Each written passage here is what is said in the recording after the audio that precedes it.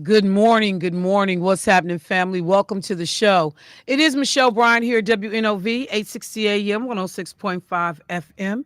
You are listening to Say Something Real and Real Talk this morning as we enter the eighth day of the shutdown. You know, when people talk about at a point when you start to say, okay, it just got real on a number of levels, a myriad of levels, it just got real.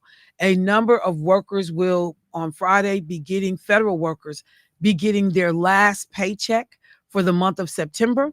And now everything going forward is under the furlough.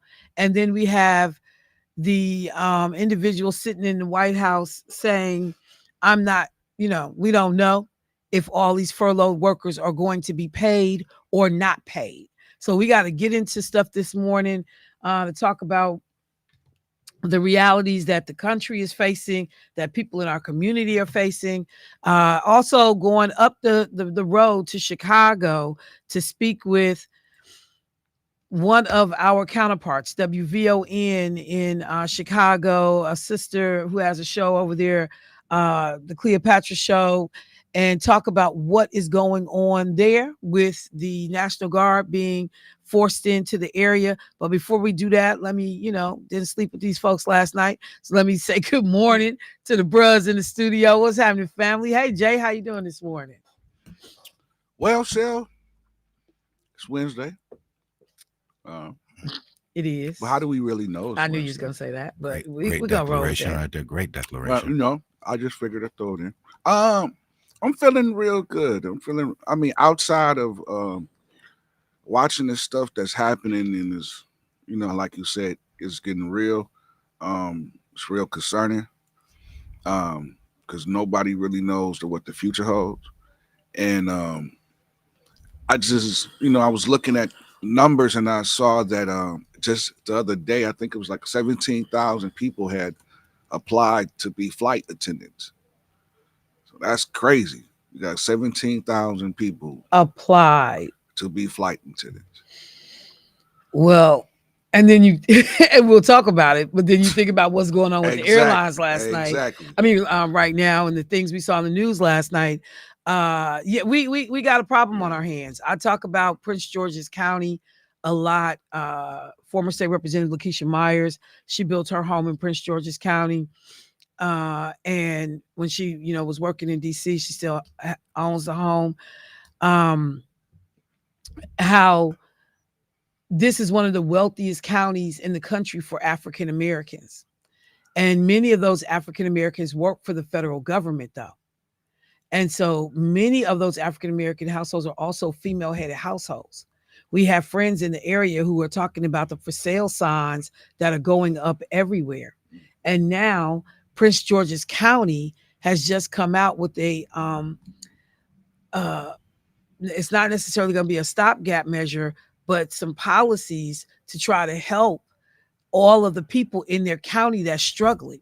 So you go from being one of the wealthiest county for Black Americans in this country to literally now seeing a situation where this county is struggling to the point that the county has to intervene to say, on one hand, they are doing priority hiring for all of their Prince County residents that were federal employees that have lost their jobs, that they now be given, preferential review or move to the top of the line, at least to be considered for employment before they consider people from outside of the county. That's where we are this morning. But let me say good morning to Debo. Hey, bro, how you doing this morning? I'm good, Michelle. I think to a line out of one of my favorite movies, Scarface, when he said, "Look at you now, look at you now." Yeah. And I say that I look at what's going on across the border when we speak to Chicago. I mean, that's right in our backyard, folks. Look at you now, especially those Mexican and Puerto Ricans, what have you, that opted to vote for Trump and all of the above. Look at you now. That's all I have to say about that. And you know, and hey, don't leave out your brothers and sisters, because we got plenty of them that are strolled up through this radio station, you know, post up in these chairs and sit up and, you know, try to encourage people why they should be running with the Trump administration, why they should support a lot of the things that we are seeing, you know, and telling you it's all about economics. And you know, one other clown talking about it's about respect. You're gonna be a respected black man in the Republican Party. Yeah, but your family homeless and on the streets. You can't afford health care. And so we have got to definitely talk about what's happening right now. CNN did a great job this morning laying out, okay, so in so many days, this is the last paycheck for federal workers that are on furlough, depending on which category you are in. In other cases, the United States military, they will begin to receive their last paycheck before now they are working for without pay. Then they broke it down and said that, hey, WIC is scheduled to run out of money. WIC, the program for pregnant mothers and women and children, they're scheduled to run out of money. Although Congress is saying, or Trump is saying, we may figure out if we can use some of the tariff money to backfill WIC for a minute. I just heard yesterday that farmers, and I shouldn't say just heard it, but this extra piece of the story. So we know that farmers have been taking a major hit. I listened to an interview where a farmer talked about, so we just getting hit on all sides because the administration has basically shut us off. This was a soybean farmer, has basically shut us off from being able to do business with folks outside of the country because the tariffs are so high. They talked about the fact that a lot of their product went to China. Now China's doing business with other people. They're not messing with America. Some of the other farmers said, and I think that same farmer said, 40% of the food that went to U.S. aid to help, you know, feed countries and get wheat and, you know, different stuff to people all over the world, that came from American farmers. So the American government bought those things from America's agricultural products from American farmers to then disperse around the world. So when Donald Trump comes in and says we're ending, you know, the world aid programs that we have, food aid programs that we have, you are indirectly hurting American farmers because many of them are big suppliers to that program. So then they break down, when you are getting ready to do your crops, you are actually insuring everything or leveraging everything you own, from your home, your business, your farm equipment, your truck, to be able to get that money to be able to set your crops and stuff up. If that stuff fails and you don't make the money you anticipated, these people then can come collecting, which means they take everything you own. Again, listening to a show where people last night were talking about they were buying up auctioned off farm equipment. So this man has virtually put farmers, United States farmers, many of whom are Trump supporters, in a whole trick bag.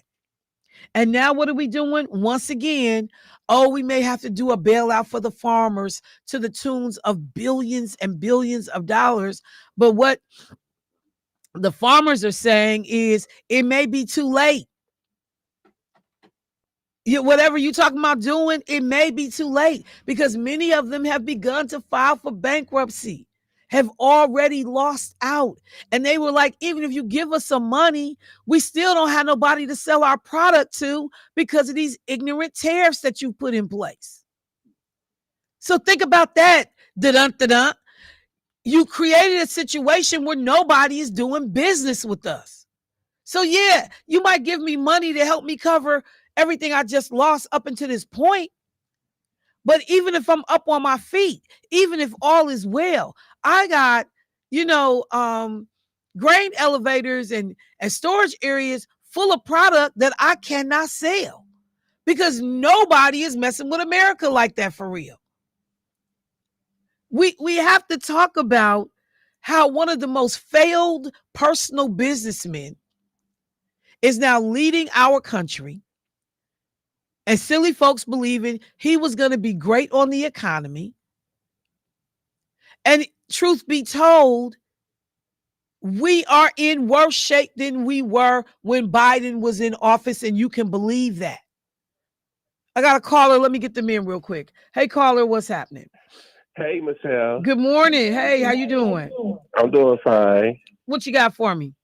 Well, I knew you talked about the government shutdown, but did you look at Meet the Press Sunday because Hakeem Jeffries was on? I did not see it, but I knew he was on. Was there something interesting that he said that you wanted me to know about? Yeah, he was talking about he's working on to get the government back open sometime soon. So, Right. Definitely. Yeah, they're doing what they can. They don't have the power. And unless they bend over completely and give Republicans everything they want, it's going to be hard because the Republicans up until this point hadn't really been willing to negotiate. But thank you for flagging it for me. I'll go back and check it out. Okay. okay, and I have to say, Bad Bunny performing at the Super Bowl next year. So, You like that? You a Bad Bunny fan? yeah. Okay. All right. Well, we got a lot. The president had a lot to say about that too. But thank you, bro. I appreciate the call this morning. All right. All right now. Yeah, everybody is paying attention, family. And when we talk about a Hakeem Jeffries, the Democrats' hands are tied. And now only, in the last 24 hours or so, Donald Trump is talking about he may have a conversation with Democratic leaders because this stuff is getting ready to, like, that first couple of days, no harm, no foul on some level. But now you have all kinds of stuff getting ready to happen. Legislators will continue to get paid during this whole shutdown. Their staff will not. What'd you say? They're gonna be doing a lot of their own work. That's all I'm saying. Because ain't no way. All of the congressmen and women going through this shutdown will get paid. And I got to figure out if it's the same for the White House, that though the staff in the White House will not get paid during the shutdown. I've not seen people really talk about it from that aspect before, but that in and of itself is a question. So as we, pay attention to the serious economic situation that folks are under, let me just go back for a second where I started. Prince George's County, again, this is in Maryland. They passed a resolution yesterday that is geared towards helping thousands of residents who lost their federal jobs this year. It won't accomplish as much as they wanted it to, but they are trying to do something. The resolution means that the county council will encourage the county executive's office to provide priority hiring for county level positions to laid off or furloughed federal workers and federal contractors. Push for the establishment of a free workforce career training at Prince George's County Community College and make it easier for folks to access food assistance programs. So you go from being a well-paid federal worker to now you need a food assistance program as your homes go up for sale. The county is facing an increasing budget shortfall that could reach $157 million over the next 7 years as it braces for the impacts of those federal cuts, possible additional cuts to the Maryland governmental budget. We're going to be having some of the same conversations in this town. We don't get hit as hard, and we have to go back and pull the data on how many federal workers are in the state of Wisconsin. But when you talk about those cities and those municipalities that are centered right around the seat of power in terms of Washington, D.C., that was the bread and butter of many of these counties in terms of their workforce. And in terms of their residents, that's where they worked. They worked for the federal government. And then in the midst of all of this, you have an idiot president who says out loud, we may not pay some federal workers. I'm sorry. Can we please take a moment and think about that? Jermaine, first thing he said was, did you see what was going on with the air traffic controllers. tell people what you said, Jermaine. Man, it was chaos, man. Those people went home. They said it was like at 4 something. I think it was 4:25 or something like that. They was clocking out and going home. And I seen Jimmy Kimmel made a joke about it. It was like, well, if you want to land, you better land before 4:25. That they literally called in air traffic controllers from other states to be able to help planes land in states they did not work in. And then just the other day, it was an accident on the tarmac. Right. The plane wing hit the windshield of another plane. So, I mean, it's chaos on this level. It's showing you that this new regime is unqualified. I mean, when you think about the fact that, again, you can't even justify why some of this stuff is being done. You know, if it's we're going to balance the budget. We've had a unbalanced budget for as long as I've been alive, for the most part. You know, we're going to let Elon Musk, somebody that's not even, you know, an American-born citizen, have unfettered access to America's agencies, governmental agencies, and just take, you know, as they say, a saw to the process and just fire people willy-nilly, no rhyme or reason, and then let them walk out the door with all of our personal information. Social security numbers, birth dates, housing, mortgage loan, credit information, like walked out the door with everything. I think that was with everything. That was a strategic move, because this whole thing they created with Doge, and they got all these young people that was running through the White House, and they was setting up beds. That because he knew the time was temporary. So if he can get the people information, there's all type of stuff that he can do with our information. And there's nothing we can do to get it back. Nothing. Because it's gone now. It's gone. I was laughing. I heard an identity lock commercial on Sirius XM, and I started laughing. I said, well, hell, the government stole your identity. Yeah. So what you're going to do? And I knew you was going to say that. Lakeisha said we had a balanced budget during the Clinton administration. Yeah, I knew that. But that's one of the few times we've had a actually balanced budget in this nation. So to Jermaine's point, air traffic control staffing, flights being delayed, second straight days, numerous airports around the country.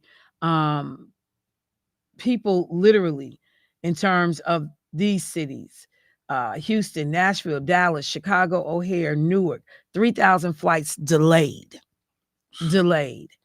The number of cancellations surging. The number of flights arriving. The FAA reducing the number of arriving flights per hour in Chicago, citing the staffing issues. The average delay is 41 minutes. And that there's also staffing issues down in Atlanta, at the Air Route Traffic Control Center. Arriving flights being held for 30 minutes on the tarmac because of staffing issues. Down in Nashville, air traffic control facing significant staffing issues. They're going to curtail operations starting yesterday. While the congressional members are trying to figure out this whole situation we are in, we are watching the country begin to bulge at the seams from the pressure. And then you have an individual who thinks it is a good look, a good idea to tell people who know they coming to work right now and not being paid, but because they are trusting on legislation that was signed back in 2019, saying, hey, if the government shuts down, and this is no fault of these people showing up to work every day, and they are still, some still have to come. Others are furloughed, because the buildings are locked, everything is locked down. But we are going to make sure these people are paid. This legislation was actually signed by Donald Trump. But what have I always said about this man? He cannot be trusted. He will turn on his best friend. He will throw anybody under the bus. It does not matter. It absolutely does not matter. So I gotta take a quick break, but I want to make sure that people appreciate the fact that this man, A, is callous and indifferent to the suffering of people. You are so strategically stupid that you say in the middle of folks getting up, trying to figure out how to go to work, knowing I got to call my mortgage company because in 30 days, I'm not going to be able to pay my mortgage, maybe. I got to start pulling out and seeing what I got on credit cards to be able to navigate. And you say, we're going to take care of our people, but some people don't deserve to get paid. But isn't he the president for all the people? He has demonstrated time and time again, he is not the president for all people. He is the president for white conservatives and a few of the black folks that's silly enough to vote for him. He is their president. That's whose president he is. Wow. He is not the president of these United States.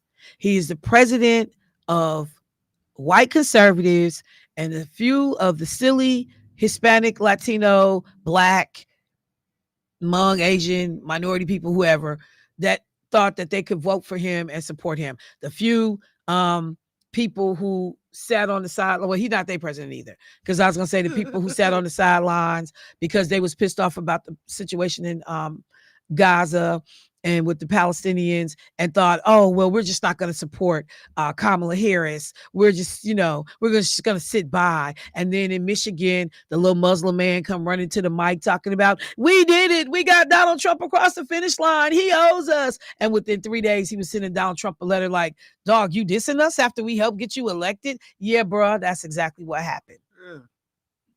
That's exactly what happened. F around and find out.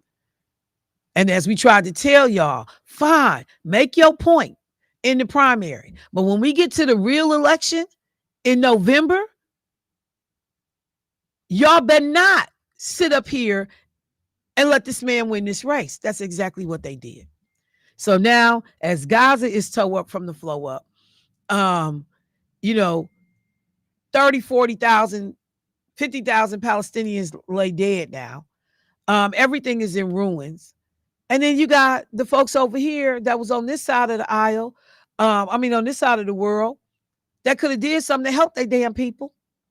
And you thought, no, we don't like Kamala Harris is not aggressive enough. We don't like what Kamala is saying. And y'all literally believe that Donald Trump was going to help y'all. After his first time I have a around. bridge that you might be interested in. Yeah, that's crazy to me because I think about the first time he was in office, he didn't do nothing then. Let's take a break. We'll get into it when we come back. Michelle Bryant, WNOV, 860 AM, 106.5 FM. Yeah, it's going to be some real talk this morning. We'll be right back.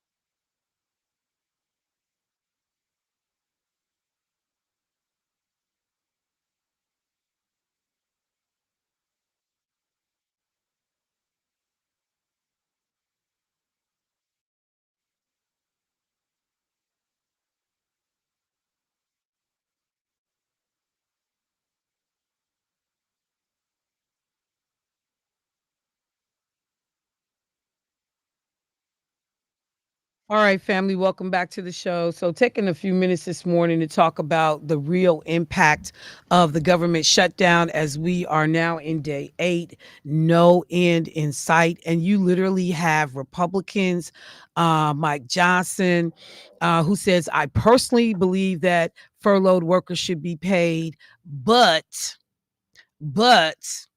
maybe the Trump administration has basically found a loophole in legislation that they signed that was bipartisan not to be able to pay certain people because Donald Trump feels like certain people don't deserve to be paid. And that he plans to use the government shutdown as an opportunity to get rid of what he considers democratic agencies. And the outrage that many people felt when they went to federal websites, and on the websites, I'm just trying to pull it up. There were messages about the shutdown. And this is what the messages said on federal websites. Where'd it go? Here it is. The radical left in Congress shut down the government. This was on HUD's website. HUD will use available resources to help Americans in need. On a government official website where no partisan nonsense is supposed to be there. We have this thing called the Hatch Act that Donald Trump violates every time he wakes up in the morning. Every time he breathes, he violates the damn Hatch Act. It seems like it literally says on a government page that the radical left, and for folks that don't know, the left means the Democrats. The Republicans are the right. They are called, the right Republicans. Left Democrats. The radical left in Congress shut down the government. This mess is on a federal website. It is illegal for this to be there. But to the point that Craig always makes, the laws are only as good as the people who have to enforce them. And so you see Congressman Jim Jordan, Mike Johnson, and other people walking around talking about, yeah, maybe everybody doesn't deserve to be paid when they're furloughed. These people have done nothing to cause this government shutdown. And I'm going to go look for a job when I got a job with benefits and retirement plan and everything tied up into that job. And they're telling people, well, you should probably apply for unemployment. You should probably go find somewhere else to work. And so what do we see? People beginning to say, well, if you can't guarantee me I'm going to get my money, then I'm calling in sick. I'm not coming to work. And people have had to trust that folks still were required by law to show up, even if they weren't being paid, if they were in certain jobs. But now you're going to use that law against certain people to decide whether or not they will get any money. Let me go to the phone line. Hey, caller, what's happening? Good morning, Michelle. Good morning. So the issue that we have here is that the Democrats are holding out because we still want to keep our health care for everybody, correct? Wait, say that again? The reason why the government shut down is because they tried to take health care away from Americans. Well, that's one aspect of it, which is that they didn't want to do anything to keep the subsidies from being sky high on the Affordable Care Act, but also what they're doing with SNAP benefits in terms of food share and food assistance. The Democrats are highlighting the health care as the biggest thing, SNAP benefits as number 2, but there's a lot of damage that's being done. But because these deadlines, like November 1st, people will begin to see some of these to be impacted by these subsidy changes. December 31st, it's a wrap. And people will no longer be able to afford health care. So that have the Affordable Care Act. So that's the biggest calling card on it. And the Democrats are forcing it now because they had all year to deal with this. Republicans had all year to deal with this, and they kept kicking the can down the road. And so now the Democrats are like, no, we are here now. It is October. Some of this stuff starts to happen November 1st. The rest of it happens December 31st. And the Republicans are saying, well, give us 7 weeks to approve spending, and we'll talk about it in these 7 weeks. You ain't talked about it for 6 months. And so the Republicans are trying to blame the Democrats and say it's because they're tired of paying for illegal immigrants' health care, which is a lie, right? It absolutely is a lie. Nobody that's illegally here in this country gets health care. The people that are immigrants that get health care, you may be a former, you may have been determined to be DACA. You are working in this country legally on an HB1 visa. So we do have immigrants that get health care, but they are not people that are illegally in this country. My vote is that, and we will be pulling for Tammy Baldwin to hold out, not Gwen Moore, right? So at this point, it's the Senate that's going to make the difference, because in the House, they don't have, the Democrats don't have the numbers in the House to do a whole lot. My thing is for Miss Tammy Baldwin to hold out. We have the power in our court where we can demand a lot of things right now. Yes, the farmers are hurting, but at the end of the day, if we bail them out or give them welfare, they still gonna go back and vote for Donald Trump like they did before also. So why give in when it's so much at stake, such as health care? Remember when the pandemic, when everything shut down and everybody was forced to see what was really going on and tap in and tune into things? I think something like that needs to happen again, because the country is still too busy. Nobody's really paying attention. We're talking about the Brewers going over to Chicago for the Cubs game and not even bringing up the fact that there was just a raid with the fake ICE people. So I think the shutdown will help this country all come together and realize what exactly is going on and actually do something about it. Thank you for explaining the reason for the shutdown. More clarity. Thank you. All right. Thank you. And I think that the sentiment that you express is where a lot of people are falling. And they're like, you know what? Hey, we going to all have to bear some pain. Because number one, many of you people that voted for this dude are now the ones being impacted. And, we don't want to say that's what you get, but you voted for this crap. And he is going to bail these farmers out. They, like I said, for some of them, it's going to be too late. Some of them have already filed bankruptcy, but he going to take care of them because he believes that they are his people. They are his people. Jay, you want to say something?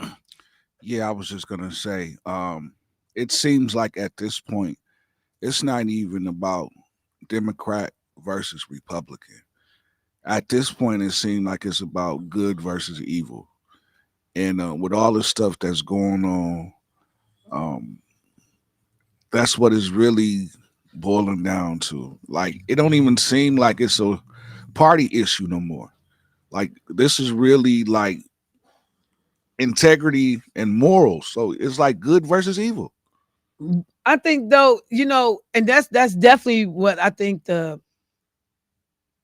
consequences are and how you could frame it out. But so much of it continues to just sit around greed and power. Yeah. It's just not even funny. Yeah.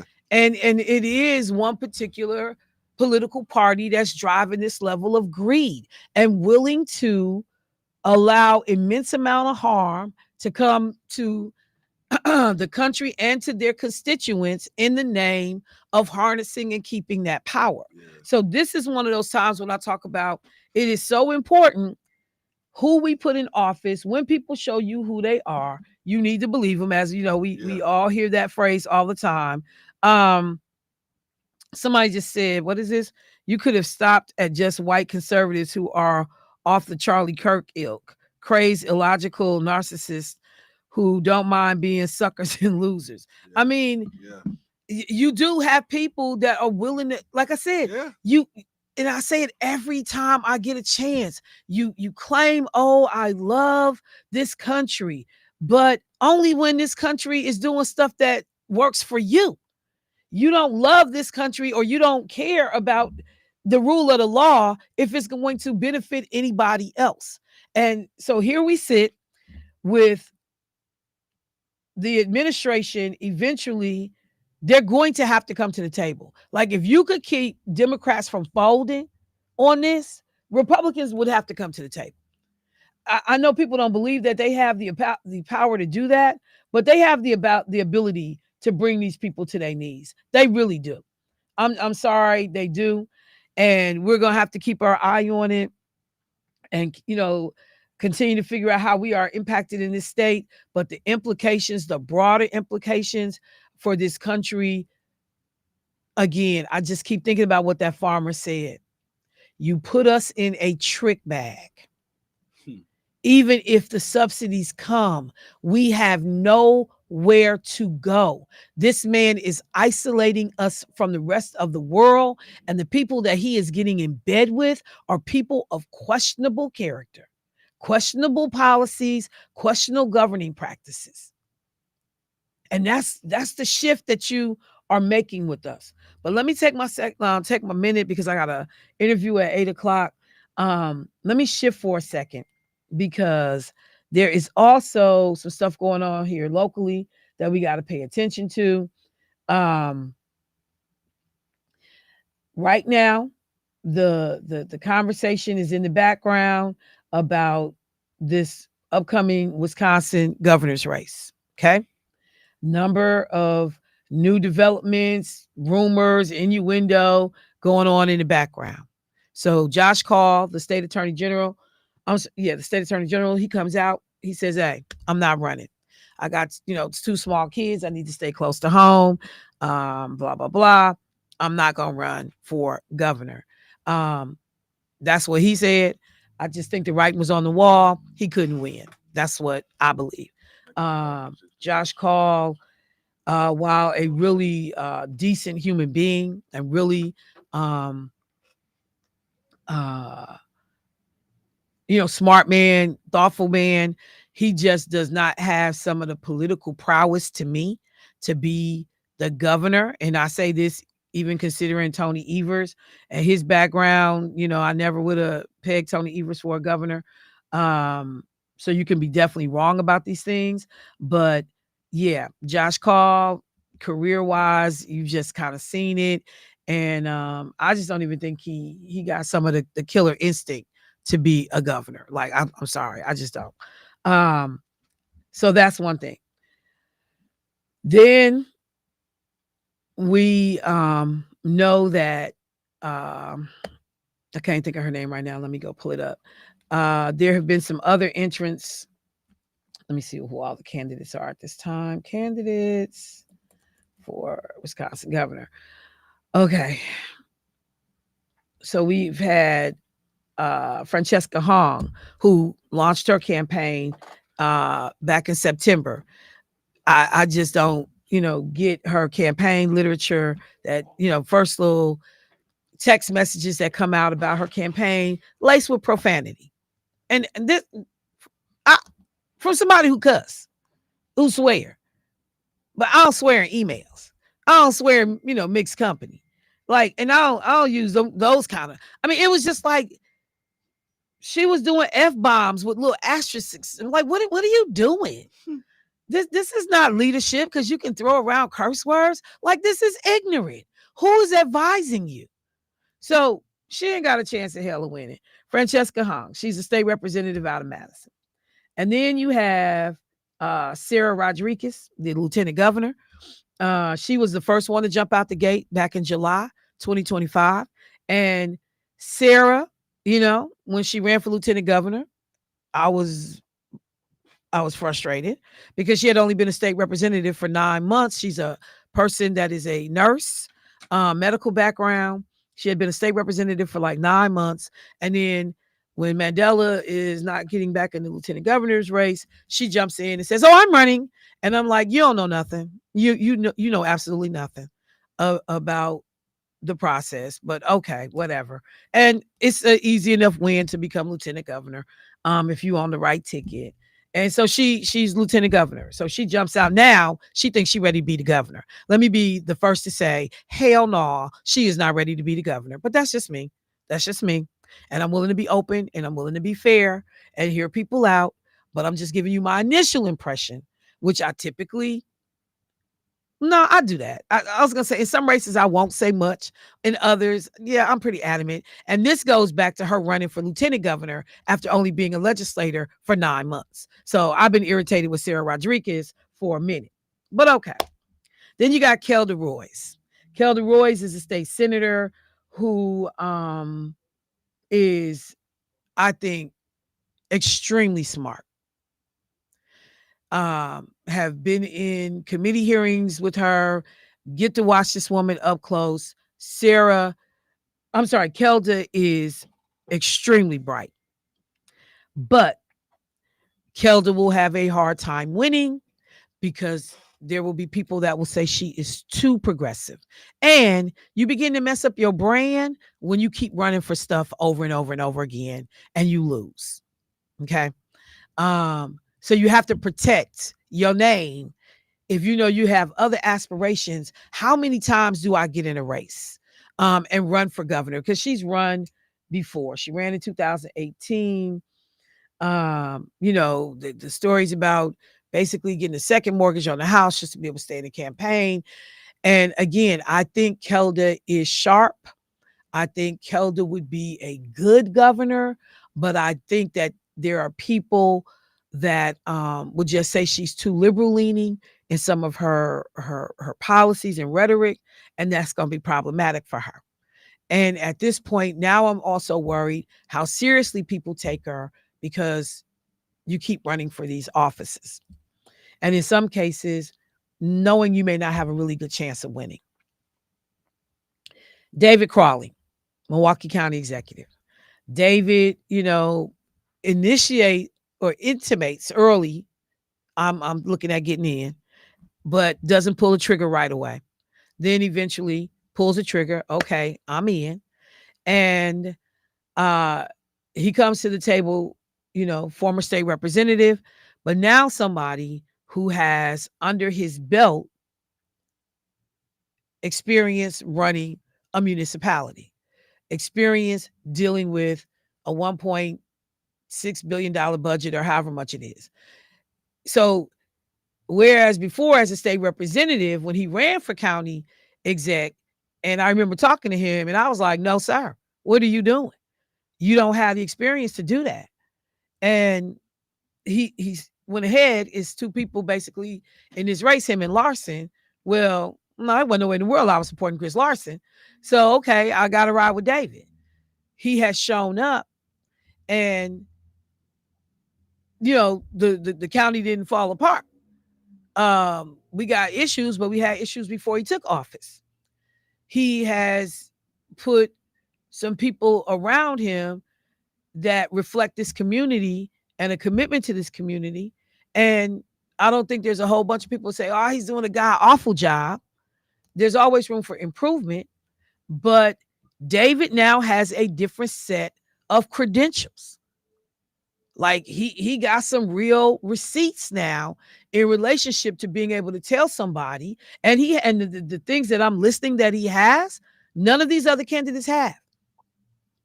They've not run they've not run anything on the scale of Milwaukee County. So even though in some cases he's younger in politics in terms of actual elected office than maybe some of these people, but in terms of experience, David Crowley now has a different set of receipts that nobody else has. So in the background, there had been the murmuring that former Lieutenant Governor Mandela Barnes was going to look at getting into this race.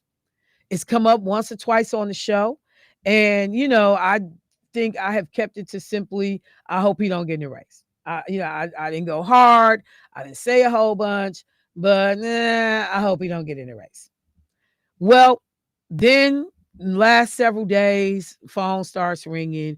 Are you hearing Mandela's about to get into this race? I was like, just from phone calls, just from people talking to people. And, there is rumors that potentially he has $1 million in his coffers. I went back and looked at the finance report up through June 30th, and he had raised $5,000. But, you could do a whole bunch of damage between July and September. In terms of if you got money now to be competitive in this race or what you already had in your bank account, I don't know. I didn't look at that piece yet, but there now is the grumblings, and it's picking up momentum. Now newspapers, with politics and other folks are reaching out and like, is this guy getting in the race? So last night, this becomes the subject of conversation because of a couple of things. Like I said, a With Politics article, and different media outlets now talking about this, and it became a topic of conversation last night. And I know people already know where I'm gonna land on a Mandela Barnes candidacy for governor. Number one, let's just speak, which is what I do anyway, in terms of receipts. If you put the two side by side, Crawley and Mandela got very different records of accomplishment. And I don't mean getting elected. I mean, once in elected office, what did you get done? They got two very different profiles. 4 years in the state assembly, Mandela Barnes never passed a single bill.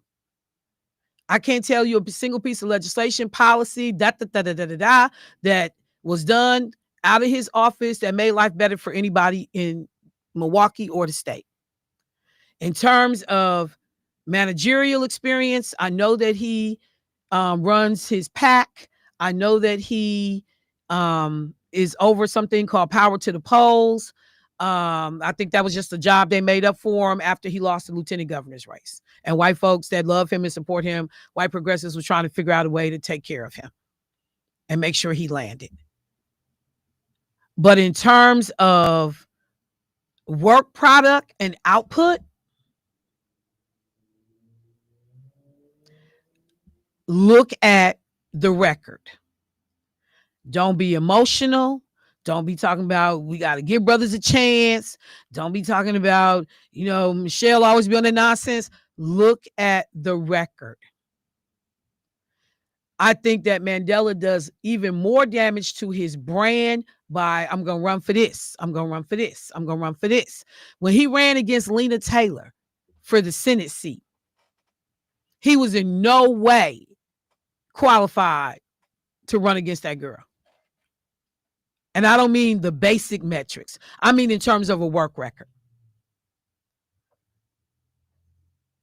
And that's why she beat the brakes off of him. Shut up, Jermaine. But it is. Because you had nothing other than getting elected. You had nothing to talk about in your campaign. Other than a bunch of white women in Shorewood, Sandy Pash and her little crew, didn't like Lena Taylor, and white progressive women pushed Mandela up to run against Lena. That's all that happened. And they wanted to make Mandela the next coming of Barack Obama. Stop playing with yourself. And people won't let it go. They still keep trying to figure out a way to make Mandela Barnes the next coming of Jesus in the black community. Only it's being driven by white progressive leadership. You don't see black folks like, okay, this the man, this who we choose. Rarely do we get to choose our leaders at all. People picking them for us. But you definitely don't see it in this case. But the word on the ground is, well, you may have people in the state who don't want to ever see a person from Milwaukee be the governor. So that's the knock against Crawley. He's from Milwaukee. But so is Mandela. But because Mandela lived in Madison, it's like, he's not from Milwaukee anymore. Like, okay, what is this we saying and doing? What's going to happen if Mandela get in that race is we're going to mess around and get a Republican for governor. That's what's going to happen. That is my belief. If he get in this race, because now you're going to split that black vote between Crawley and him. Francesca Hong just in there messing up. I don't know what she doing. Keldon progressives, again, don't know what that's going to really look like.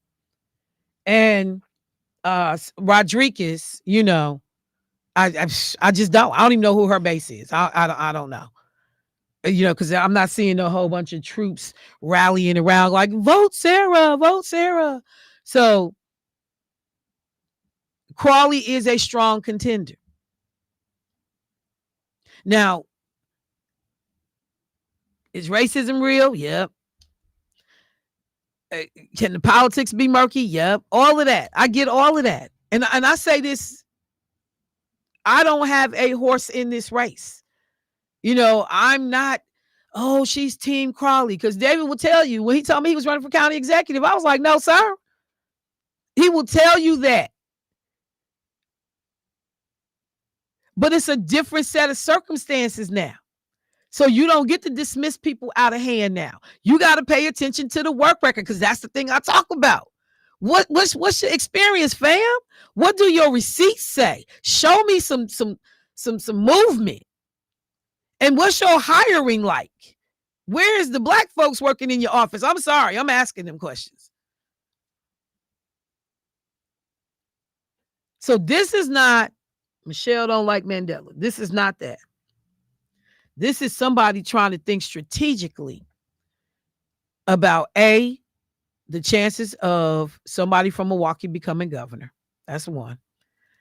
B, what happens if we split the black vote in this state? Excuse me, for that governor's race. In the primary. Because the damage we're talking about doing is going to be done in the primary. And then who comes out of that primary going into the general? And now, are people bitter? Are people upset? What will people do in terms of securing that governor's office? So we're waiting. The state is waiting to hear whether or not Mandela's going to get in this race. But this man still has no record of accomplishment in terms of in terms of legislative policy or management experience to make me feel good that you're going to be trying to run the state of Wisconsin, or a demonstrated ability to work across the aisle, because even David Crawley has that, to work across the aisle with Republicans to get things done in this state.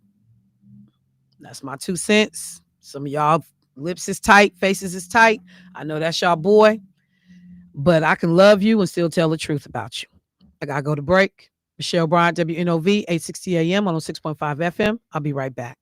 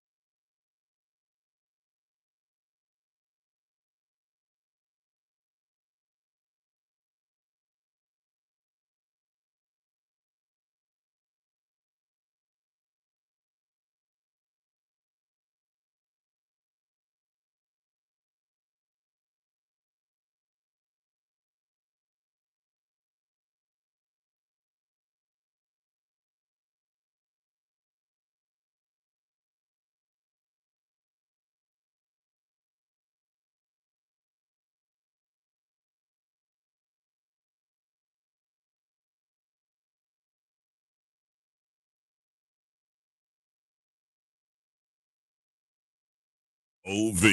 All right, family, welcome back to the show. So, as I told you this morning, we have teed up a conversation with some family up the way in Chicago. You can't help but see everything that's happening, both on local and national media, as it relates to ICE officials being sent into major cities around the country, most of whom are democratically leaning cities, brown, minority, majority cities, and the way that National Guard troops are being called in and the angst that this is creating, protest, people pushing back on this show of federal force within their own communities.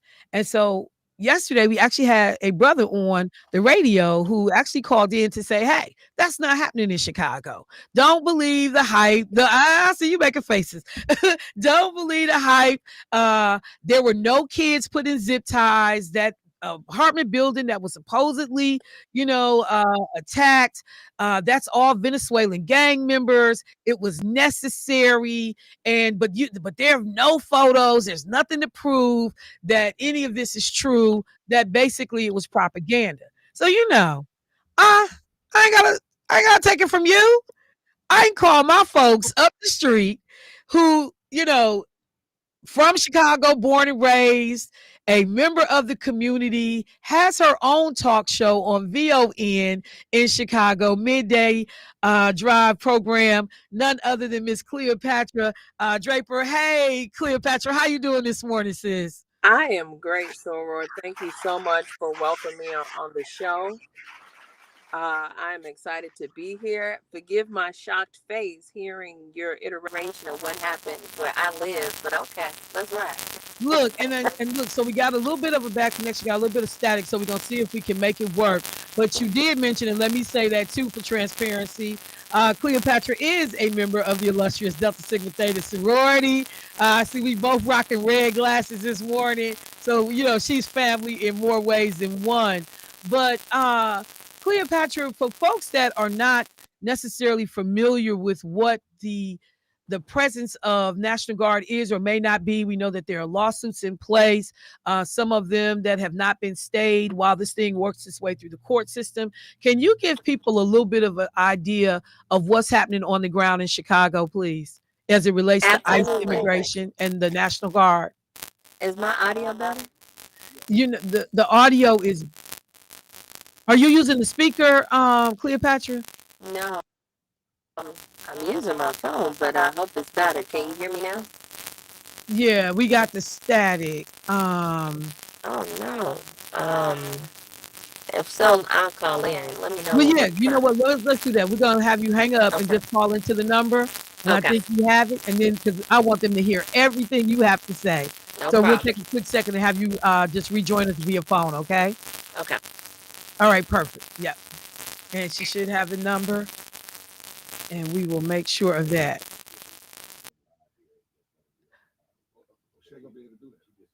Okay, so we're going to get her up. But yes, y'all. So just a little bit about the sister while we are getting her in play. As I said, Cleopatra is born and raised in Chicago, a on-air host for VON radio, does midday drive. This woman has a background in social work and community activism, engaged, someone who has been a staple in the community for a long time. So this is who I turn to when I wanted to get information about what's going on the ground in Chicago. Cleopatra, we got you with us?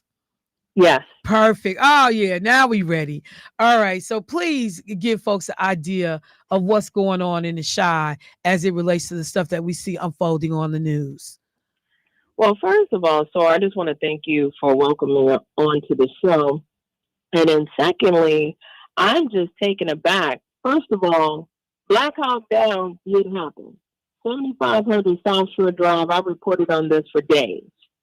I mean, you had Homeland Security and ICE scaffolding the building 1, 2 in the morning, infiltrated the building. This building is located in a predominantly Black community, but it was split between Latino and African Americans residing there, all of whom were evacuated. many of the children unclothed, naked, zip-tied, all of them, separated them by race, and put them in not only just moving trucks, but this is for furniture. So they didn't even come with adequate equipment. And while they detained the black people, many of whom were being robbed. So they blew the doors off the hinges of all the apartments. Some of the debris and other people's belongings scattered in other people's apartments. But there was a brother specifically that I covered. His name is Dan. He came back to his place. All of his personal belongings were gone. No paperwork, no warrant, no nothing. Okay? And this really happened. So the infiltration is real. The presence of the National Guard just became a manifestation yesterday. We have been infiltrated by those playing in costume. So you don't know if they're Homeland Security, ICE, or just some people playing cosplay because their faces are covered. And the harassment is real. What you all see, for example, in Broadview, Illinois, which is on the skirts, we would call that Chicagoland area, at the detaining center is real. People are being pepper sprayed, flash grenades, rubber bullets, and peacefully protesting. One woman was shot. That really happened. And they accused her allegedly of trying to prohibit them being ICE Homeland Security to drive. And she allegedly blocked their view. So they shut up her car. And shot her in the midst of it. And she took herself to the hospital. Sporadically, you'll see them walking in the downtown region. I just saw a video last night of them in Berwyn in a community literally asking for papers. Asking for papers? Papers, like, where's your ID? Like, this is Nazi Germany. So, ideally, this is really happening. And it is provoking, right? It is to stoke fear. Ultimately, I covered exclusively from our Black media side, the Tribe. They had exclusive video of a brother on the west side of Chicago who was chased by Homeland Security, ICE. He was already handcuffed, so on the ground, and you're watching one of the officers literally try to choke him, like restraining him from breathing. And the brother that's recording, the African-American male that's recording, he's behind the camera saying, hey, let him go, let him go. I thought you were only here to choke Mexicans. Oh, my God. That is went viral. That happened on the corner of Congress, Parkway, and Harrison, adjacent to the Westside Justice Center. And that ideology is what has shaken Chicago, because there are some that really believe they were just here to get down on Brown. No, you think if they have a chance to get down with Blacks, that they're going to walk back? No. So I think a big part of what's happening here is an awakening of who y'all really here for. So Bovino, who's leading the charge under Kristi Noem, was talking to a Caucasian male reporter about a week ago, and he asked him, he said, so what's the goal? How are you going to identify people? He said, I'm looking for everybody that don't look like you. And he was Caucasian and male.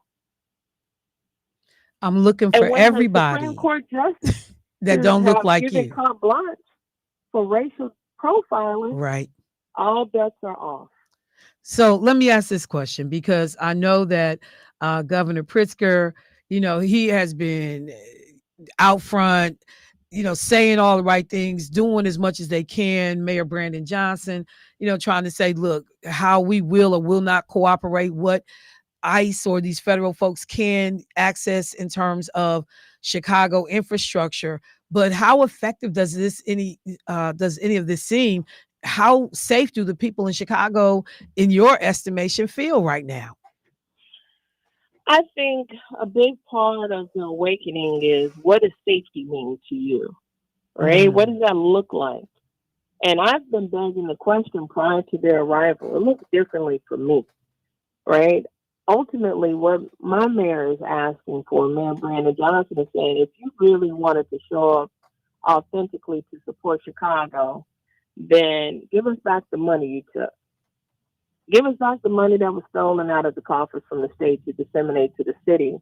When it comes to AFT, when it comes to CPD, let us be able to fully staff. That's real.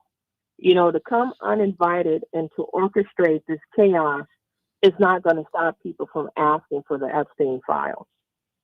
This mass distraction doesn't create an environment of safety, and I think people are having buyer's remorse.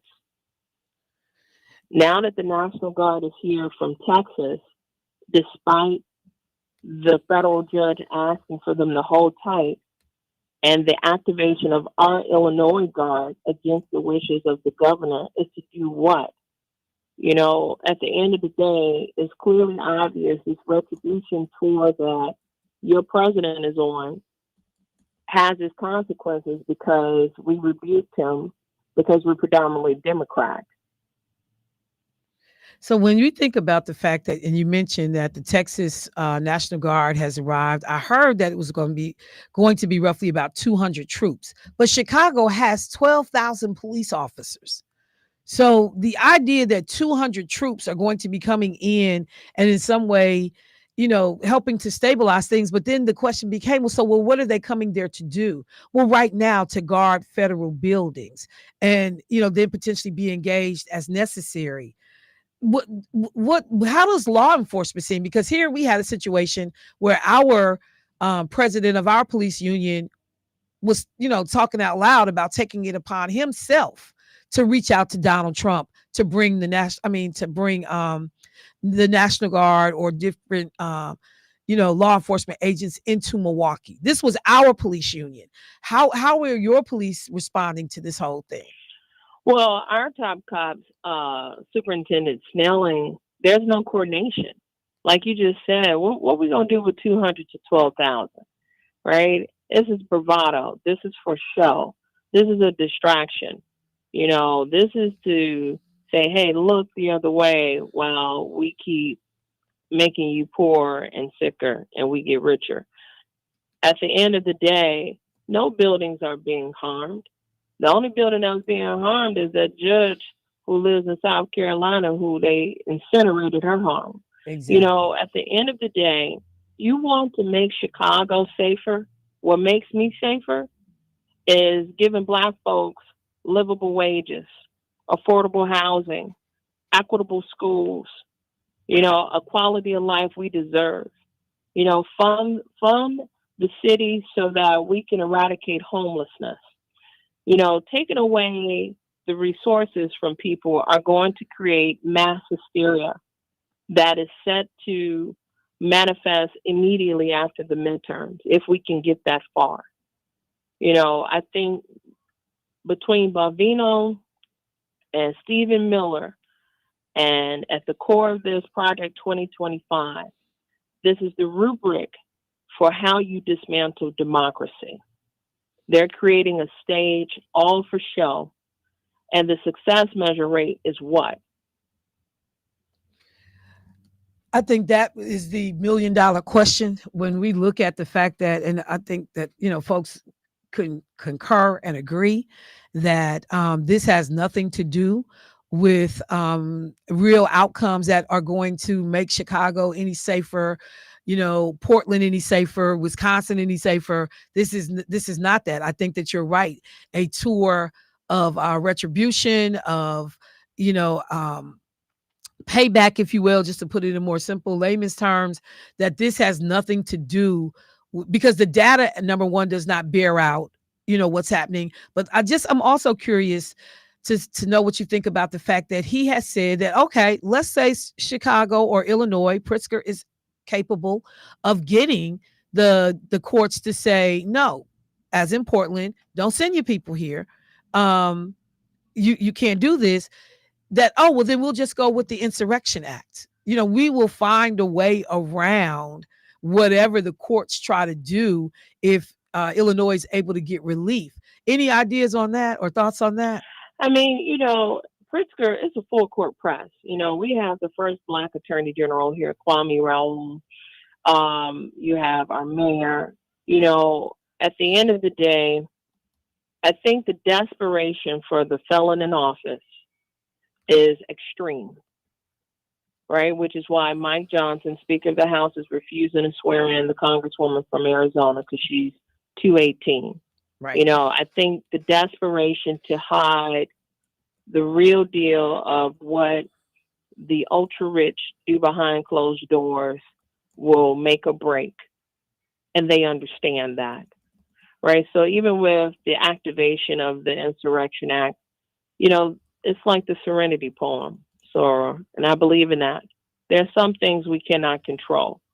But what I tell my listening audience, and I'll share with yours, some of us cut our nose to spite our face. Some of us just really showed up for the racism and didn't know poverty was included. You know, so for everybody that got bamboozled by this fat cat from New York, I mean, it's New York. You know, at the end of the day, humble yourself a tone, say, damn, you know, maybe I didn't get this right. And I'm not saying that you have to be a Democrat overnight, but there are moments where you hold your nose and you go with the decent guy, the decent person. This wasn't it. So if they do activate it, then we have to activate in measures and ways. No King's Day is coming October 18th. The first one was the largest in historical memory across the country to revoke and push back on this administration. And for those that have representation that have not been suitable, that have been lockstep and doormats for this administration, you need to send them back from whence they came. Now is the time to determine whether or not you're ready to fire your elected official and hire somebody that is willing to fight for you. Look, I couldn't think of a better way to end this interview. I know you have your own show to do. For folks who have heard you maybe for the first time and said, I like this sister. Let me see what else she's talking about. How can people find you, Cleopatra? How can they hear your show? Absolutely. You can follow the Cleopatra Show on WVON Monday through Friday from 9 to noon. And that's 1690. You can catch us on iHeart, WVON.com. Exclusively, if you like to keep up with me on social media, follow me and follow Cleopatra. Keep up with your favorite millennial. And I thank you, Michelle, for sharing the platform. I appreciate our relationship. From Milwaukee to Chicago is a rock throw away. So we really appreciate it. Absolutely, Soror. You have a good day, and I'll be checking you out when I get off the air today. Thank you so much. Have a good one. You too. All right, y'all. So look, you got to hear it from somebody that's on the ground. That nonsense call we got yesterday. Oh, you know, this is not happening. There are no, and it's a brother. And did you hear what she said about how they separated out Black folks from Hispanic Latino people that lived in this predominantly Black neighborhood in this apartment building? And these people were put in the back of U-Hauls. What did she say? You didn't even come equipped to, you know, move actual human cargo. You putting people in vehicles intended to haul furniture and objects, not people. And it's not even circulating. Not people. There. And I'll need to ask U-Haul the question, why y'all keep renting y'all damn equipment to these agents if this is the way it's going to be used? So question, Shell, that's illegal on any other front. Yeah, you could ride in right. The back you of couldn't ride in the back of that. That's illegal. Moving stuff, that's absolutely illegal. And so you got to even start to look at the president, and that we haven't even had that conversation with U-Haul to say, why are you allowing your equipment? Because it's not like the U.S. government can't buy their own vehicles. Y'all, it's not like y'all don't have a fleet or an inventory of trucks you can have access to. They could be coming and just how do they say it, commandeering them. I mean, I'm gonna say I doubt that, but maybe. Wait, maybe. So question, but don't the police department supersede ICE agents? No. It depends, but it depends on why they're there. But like, because they're considered federal, aren't they? Yeah, they're federal, but they're not there for policing purposes. Mm-hmm. So it depends on the context in which we're talking. So if you are putting people in the back of the U-Haul and stuff can happen because there's no air that's circulating in the back of those U-Hauls. No, nothing. So as an officer, can you do something about that? So I'm going to again say it depends on the situation. I don't know. And number one, most officers are not going to go up and challenge ICE agents because they see themselves as an extension of them. We all in the same family. We all law enforcement, quote unquote, air quotes, big time, out there. The reality is that you have a number of people that are, and I won't say complicit, but are complicit, I guess, becomes the way best way you can describe it. They are not doing anything. Again, you all ought to have a policy. You can't use our vehicles for this. You cannot use our vehicles for this. You need to come in town. You sending in ICE agents. They're from out of the area. They need to come with their own mess. And again, for this black man to call into our station yesterday and try to deny, minimize, invalidate what people went through. What did she say? She's interviewed the brothers who came back into their apartment after the ICE raids and everything is gone. People's belongings tore up in trash. They talked about how they believe people these ICE agents literally went in with the idea of damaging these people's property. Yep.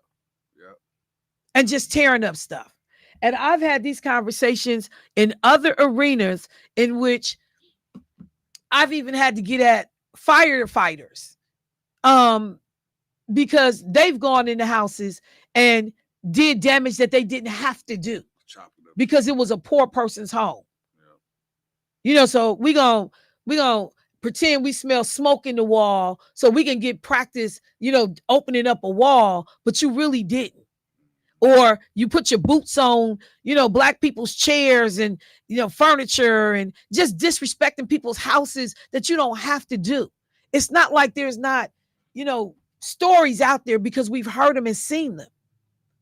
So I wanted y'all to hear from someone about January 6th and the riots and the insurrection there. And then he chuckles in his ignorance and says, oh, that was subliminal. Do you see how easy it is for people to get sucked up into this and you say stuff to harm your own community?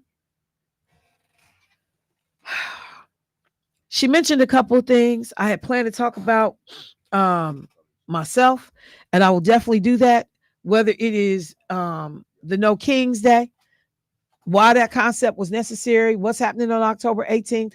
And I thought about it when we were talking about, do we need to apply pressure to Tammy Baldwin? Do we need to, reach out to Congresswoman Moore in terms of Congress and what those numbers are looking like? And when she talks about the fact that we have a congressperson who is not being seated by Mike Johnson because they are worried about the shift in power, let me just tell you that these conversations are real. Let me take a quick break, though. I got 2 callers on. If you can hang with me through the break, you'll be first up. Michelle Bryant, y'all, WNOV 860 AM 106.5 FM. Listen to Say Something Real. We'll be right back.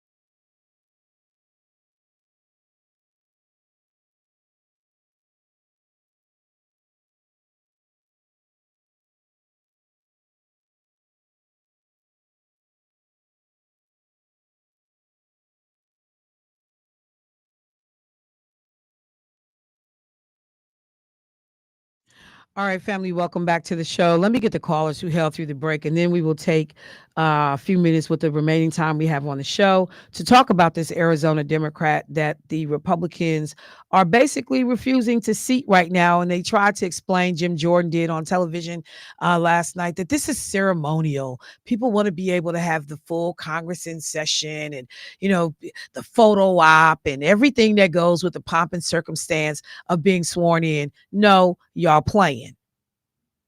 Y'all playing. Y'all playing. And we'll talk about why. But let me go to the phone line. Hey, caller, what's happening? Hello? Yes, hello. Hey, good morning to you. Good morning. How you doing this morning? I'm doing okay. I've been on hold since yesterday. That's all right. You alive. You good. Go ahead. What you got? That's right. Yeah, I was on hold, and then you had your guest. I called in right after that other Chicago caller called in. When was that? Yesterday? That was yesterday. Oh, yeah. okay. And I was in line. I was in queue. Hey, you eating up your time right now, fam. So you better get to what you got to talk about. Okay, listen. What I want to talk about is the caller was correct about what's going on in Chicago. If you look up and down South Shore, you will realize something, that the people that have moved in and occupied that the area is really bad. They're right up the street from Tarrytown. So what's happening is you got BGs and GDs. They done came together. Now remember, these is rival gangbangers, but they done come together because these people have I'll tell you, they've took over. If you look at our city now, let's come home, and you go up and down Wales and in Wisconsin, but Wales particularly, all of those buildings that me and you, well, maybe not you, but me and others, that's where we first got our start at. That's where all our young people go when they first get ready to get a little house. They go down there. All of those have been taken over by illegals. Now, there's a few blacks in there. Now, if something go bad, then we'll feel it. Me and you will feel it. Right now it's smooth, but back in the day, if they would have took on that area and them gangbangers down there, they got tattoos. They look here, they serious, and they from a different country. The whole from 27th Street to 35th Street is bad. Nothing but gangbang. And the alderman, you know what the alderman did? He changed it because the white people in the neighborhood was complaining about no place to park, because the people that are parking there are really illegals. He changed the ordinance and got it changed to where you can park on any side of the street now. It don't make a difference. No tickets. Okay, because of these people. So if you get over to Chicago, and I'm trying to pour a pint into a quart into a pint. If you get over to Chicago and you look, if they right up the street, if you've been over there, 69th Street, I used to stay on 61st and Calumet. So on 63rd Street, 63rd and Calumet, you got your little old block. Then you get over to the South Shore, which is about a few blocks up, maybe about 12, 14 blocks up. Then that's where they at. So what's happening is these people are gangbanging with our people, and the people that are there, the police department, when one of our people get killed, they just say a rival gangbanger killed him. But these other people is getting away with scot-free murder. They killing our people over there, and guess what it's looking like? It's looking as though there been a rival gang, somebody from the West Side, a Vice Lord, a GD, a BD. No. We got some people that are violent, that are carrying out an order, and I don't know where they're getting their order from, because we don't have any region men or governors over there no more. I mean, they all locked up or gone. I don't know what's going on. So it's a wild thing right now. So when I see this, that caller that called in yesterday, the Negro was right. I was waiting on him to hit the points that I'm hitting right now, but he didn't get there. Maybe he was scared to talk about it. I ain't scared to talk about it. And that's what I want you to know. Those people right there is killing me and your people. All right. Thank you, bro. I appreciate the call. All right. Got another caller. Let's get them in. Hey, caller, what's happening? Beautiful job, Michelle, of ignoring and not putting oxygen in somebody who was trying to out-coon the other coon. And as Jermaine said yesterday, I don't know if Debo was there, but I think he knows the Shylights, and they wrote a song that would be great theme music for whenever he calls, or that other guy you call the clown call. It was a sad day when Toby cooned away. So I just thought I need to bring a little humor to. He has no statistics, no numbers on the amount of people who are supposed to come from another country, and he wants us to believe that they have overtaken the city that has probably the largest concentration of gang members in this nation. There is no group of immigrants who are going to move into a neighborhood in Chicago and take it over from the gang members that are 4 and 5 generations deep. He sounds more of a buffoon than the other guy who called yesterday. Also, they said they arrested 37 illegals. Where's the pictures of the 37 illegals? Where's the footage of them arresting them? They have no pictures of that. And law enforcement in Chicago, Milwaukee, Portland, all these other cities arrest people every day that are drug dealers, that are murderers and rapists without breaking into the homes of the people who live in the apartments that they live in. When you arrest a school shooter, you don't have to harm anybody else, in the neighborhood or in the area to do that. And this, I don't say that word, brother, when referring to other people. Descendant of African slave catchers called again today with more of his nonsense, and we will continue because he's from our city to pray for him. But I commend you Michelle, for being able to call these individuals brothers, because I don't think our ancestors who were at the bottom of them slave ships called the people who sold them out brothers. So that's where I am with it. But I always say, God bless your heart for being so gracious to let us hear the other side and how we should not behave. And so, Mitch, stop calling on your line like I tell you all the time. And I'm going to pray for you, my brother. All right. Thank you. Thank you, bro. I appreciate the call. Don't even sing on his way out. Man, could you say that before the show end, please? Say it again, D. Shine like Toby. You mentioned Toby yesterday, so that should be Mitch's theme music, and Toby, he can share it with the dude from Chicago. Toby be a good boy, Thank boss. you for the call, bro. A hot mess. Toby be good boy, boss. You know what? I can't with y'all. I cannot. All right, look, let me take a second and talk about one of the things that Cleopatra brought up. And it goes back to the question that the sister raised, who had called a little earlier. So in Arizona, there was a congressional race that occurred. It was about 3 weeks ago now. I think it was like around the 21st or something, 22nd of September. This congressional race happened, and a history was made. A first time a Latina woman was elected to succeed her father, the late Representative Rural, and this last name just trips me up, Gravahala. I'm saying it really wrong. So she replaced her father. She won his seat, and she will now narrow the majority that the Republicans have in the House of Representatives to the question that was posed. So Republicans hold 219 seats. Democrats hold 214 seats. There are 2 vacancies that, had been open at that time when the election was being held. So this woman, though, has yet to be, 2 weeks after her election, sworn into office by Mike Johnson.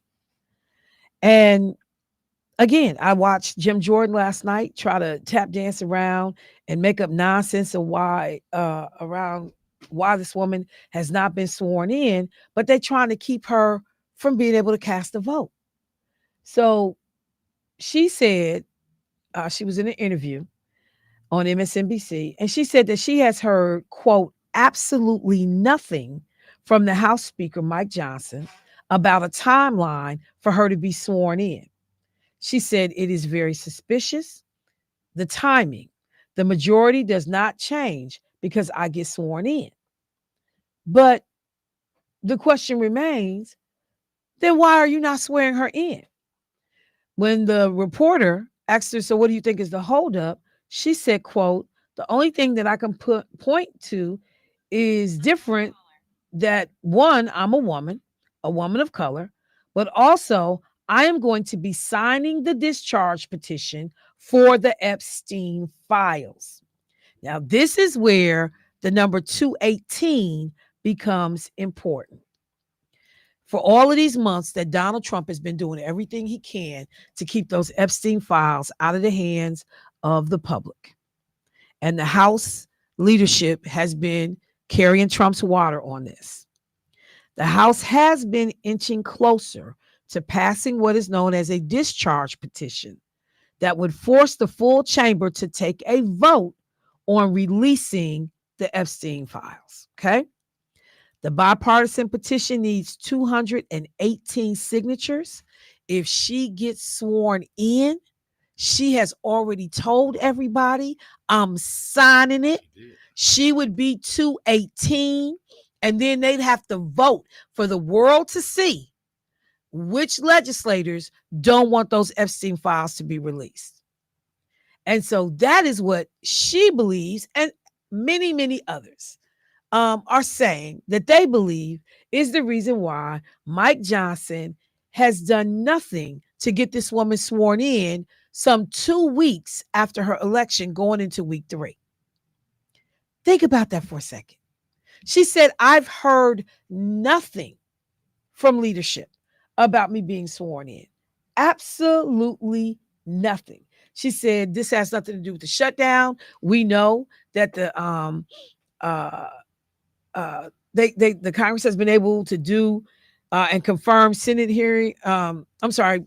Make confirmations of other positions if they want to. The shutdown does not have to stop this business from taking place. But just so we clear, when Cleopatra referenced this legislator out in Arizona and that 218, and then when she talked about that this is nothing more than a distraction, that is definitely connected to the whole idea that if this woman is seated from Arizona, she has made it crystal clear that she is going to be coming for that petition, signing off on it, and forcing a floor vote on the Jeffrey Epstein files. So that is, I just wanted to give you kind of backstory and reference to that particular thing.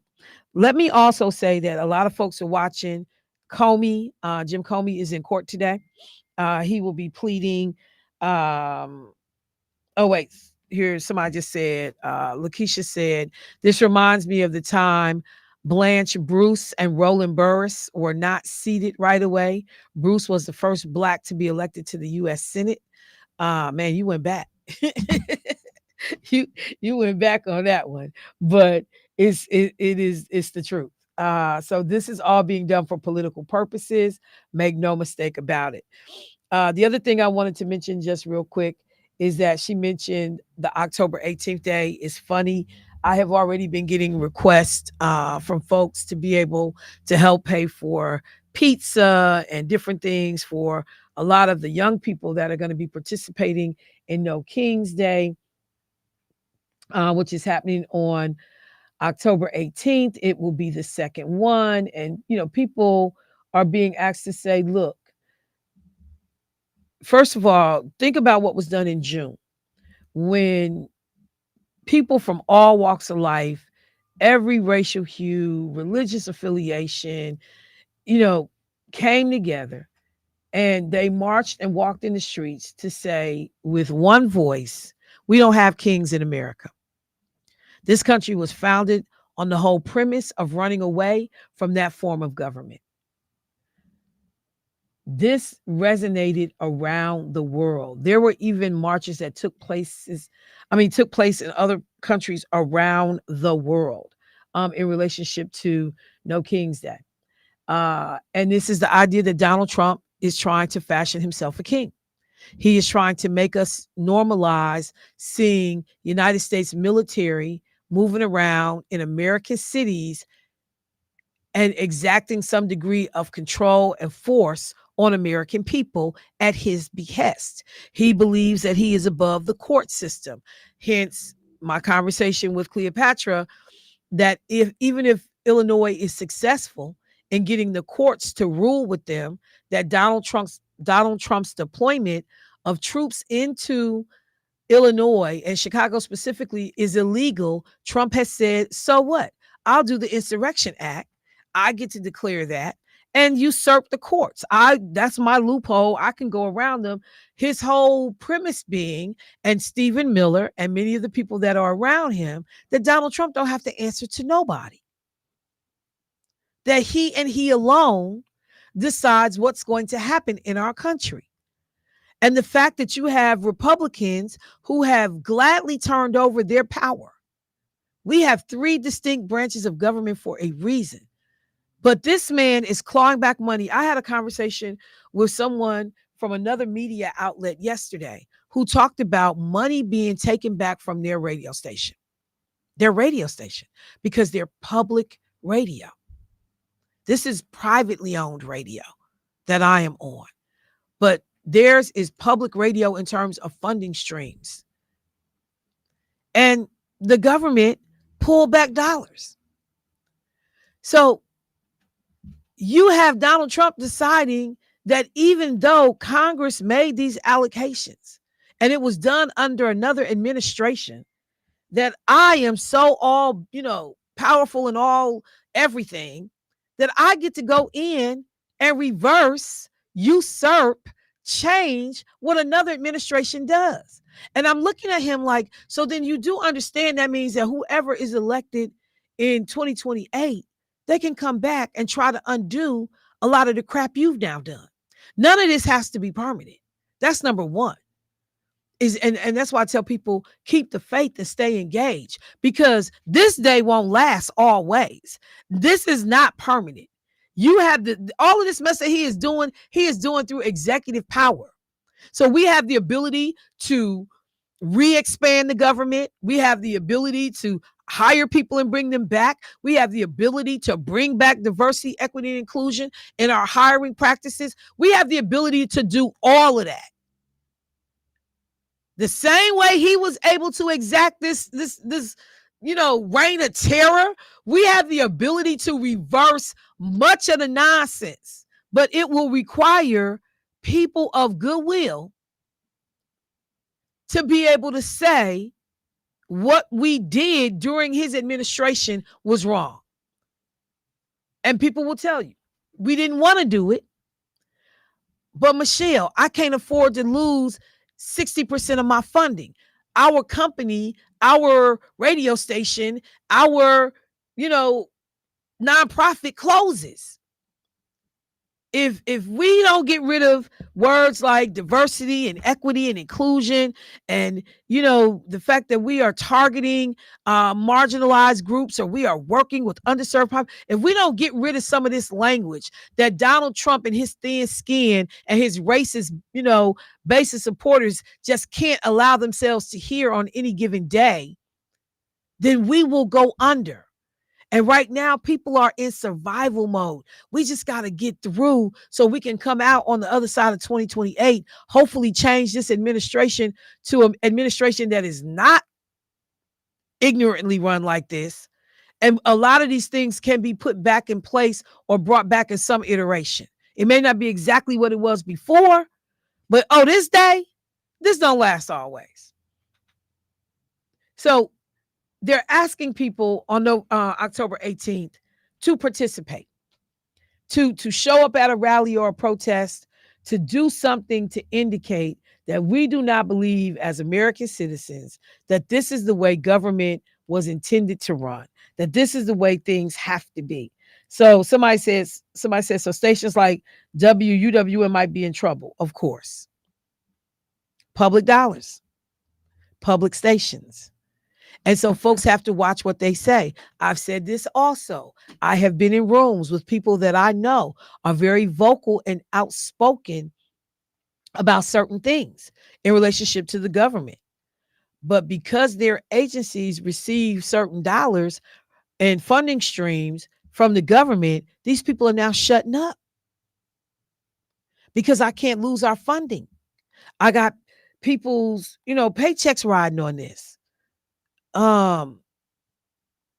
The doors don't stay open if the government begins yanking these contracts. So Donald Trump knows this, and he has been using and leveraging government agencies, government contracts to be able to silence people, to whip them into control, to make them do what he wants them to do. No secrets here. I'm not, I'm not telling anybody anything they don't know. But this is the crazy part. We know better. Mike Johnson knows better. Ron Johnson with his ignorant behind, you know better. But we in the go along to get along. Keep your head down and hope this man and all his vengeance and his poison does not come after me. And yes, I'm going to make y'all believe that y'all's worst enemy was the immigrant. But you don't see these ICE people coming into your communities willing to zip tie black children and pull black women out of their bed in their night clothes and put them in the back of a U-Haul. You don't see that as problematic, though. You don't see it as problematic. So we're going to pick up these conversations tomorrow. There are a couple other interviews. I actually have gotten some people from Portland that we are going to be talking about what's going on the ground there, and literally trying to expand our reach so that you hear directly from people in these impacted communities about what's happening. I will be finding somebody to talk to from Prince George's County that can help us understand, how the Black community in particular has been decimated by this administration. You can't ignore 350,000 plus Black women having lost their jobs just since January, since this man took office. You don't get to look the other way on that. Because statistically, and you don't want to hear it, it's awful to hear, but a lot of these people are the breadwinners for their families. A lot of them. And even if it's a two-parent household, you take 50% of the income out and see how that can destroy a household. So we'll have those conversations. Real quickly, somebody asked the question, could they get Cash App or Zelle information for the funeral or repast? I'm going to just tell people right now, I didn't mention the number yet today because I know that there were some donations that were being dropped off at the radio station. Yesterday, when I got done, we had $1,050 in donations. We are trying to get to that $3,100 benchmark. I've also been tapping people for food to help with the repast. And so many people have been so generous and said, yep, I can get you 2 cakes made, Michelle. We can get this. We can, buy some water and some soda. So I'm just telling people, the family, they don't want to deal with any money. They don't, they have just said, just pay the cemetery directly, and so I was on the phone with the cemetery yesterday, just going through and making sure we got what we need. And I'll be taking them, the payments. And the thing that was even interesting, just listening to the cemetery, as soon as I called, they were like, Azoria, I was someplace last night, and a woman indicated that Azoria had been one of their students in one of their youth groups that they have. I've run into now like 4 people who knew who this child was. 4 that had some connection to her. So my Cash App is Michelle MKE, capital MKE, Michelle MKE, for anyone that wants to Cash App that. And then I will have, my goal tomorrow was to have a grand total of what we have, because my desire is to be done with this by Friday, so that going into next week, the family knows that this piece of it is done and over with. It was a very finite amount of money. This was not raising money just to be raising money, or, no, we hit the $3,100.49 benchmark, whatever that is. That's it. It's done. And the last thing I'm worried about is making sure they have what they need for the repast. So to this community who never fails to amaze me, again, you all are incredible. And I'm gonna just be honest, a lot of the same core of people show up. I can't dismiss the fact that I see a pattern of people who show up and who say, how can I help, and how can I figure out a way, you know, to help get these people through this moment. And I just appreciate you. I will wait until tomorrow until I have a better idea of how close we are, and then do a final push. And then I'm gonna have to figure it out because we need to have this wrapped by Friday. All right, family. So that's the show for today. I'm gonna get out of your way. Thank you to the bros in the studio and family. I will talk to y'all tomorrow. Peace.